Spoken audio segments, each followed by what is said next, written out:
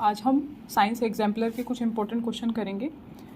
Chapter carbon and its compound, which of the following are correct structural isomer of butane. तो आपको बताना है butane के इनमें से 4 ऑप्शंस में से कौन से करेक्ट स्ट्रक्चरल आइसोमर है। तो सबसे पहले हम क्या करेंगे, ब्यूटेन का फॉर्मूला लिख लेंगे। ब्यूटेन का फॉर्मूला क्या है, C4H10। तो C4H10 जो है, पहले हम देखते हैं कार्बन सभी में 4 है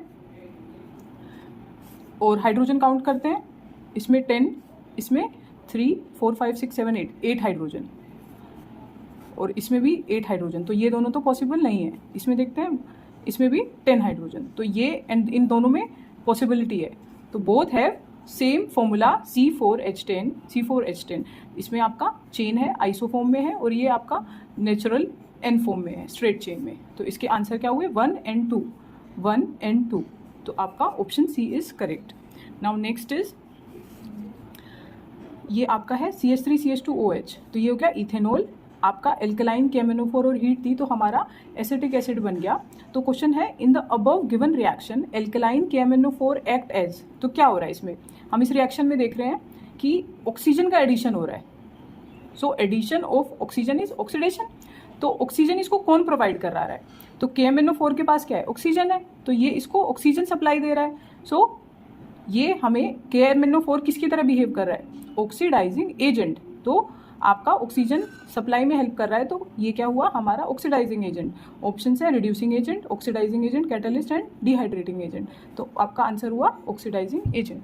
now next is, oils on heating treating with hydrogen in presence of palladium and nickel catalyst form fats. This is an example of, याद कीजिए आपने जब चैप्टर किया था उसमें हमने किया था कि निकल और पैलेडियम की रिएक्शन जब हम कराते हैं, इसमें हमने किया था, ये देखो एडिशन रिएक्शन का एग्जांपल है, ये आपका KMnO4 इज ऑक्सीडाइजिंग एजेंट। तो जो क्वेश्चन आ रहे हैं एनसीईआरटी की एक लाइन से आ रहे हैं, तो इसे मिस बिल्कुल भी नहीं करना। एनसीईआरटी की एक लाइन को बहुत अच्छे से करना है।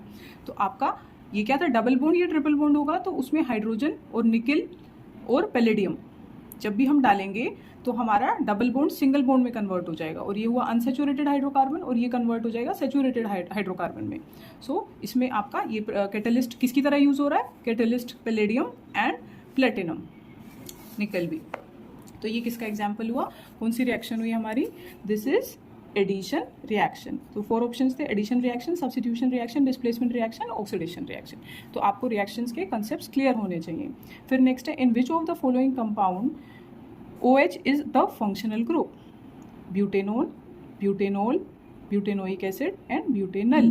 तो ये हमारा एल्डिहाइड ग्रुप हो गया, ये एसिडिक ग्रुप हो गया, ये कीटोन ग्रुप हो गया, और ये एल्कोहल ग्रुप हो गया। सो OH इज ब्यूटेनॉल। ये आपको फंक्शनल ग्रुप क्लियर होने चाहिए।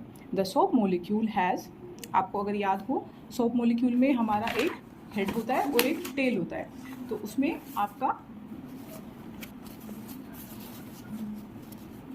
तो हमारा जो हेड है वो वाटर के पास रहता है, और टेल जो है वो आपका ऑयल स्टेन के पास रहता है। वाटर के पास हमारा हेड है तो यानी कि water loving, and head is hydrophilic, and tail जो है वो वाटर से दूर भागती है। So it is hydrophobic, phobic means fear, so it is tail is hydrophobic and. So यही आपका क्वेश्चन है। क्वेश्चन को ध्यान से पढ़ना है, क्वेश्चन को एक नहीं 2 बार रीड कीजिए, फिर उसके ऑप्शंस में से कंफ्यूजन को हटाइए।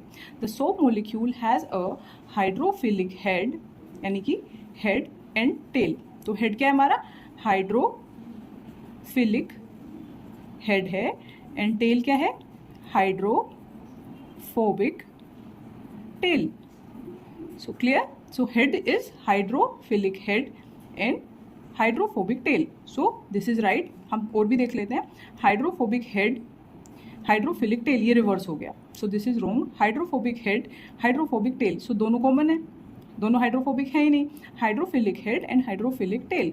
सो this is also wrong. So the right is this option. Okay, if you like please share, subscribe and like it.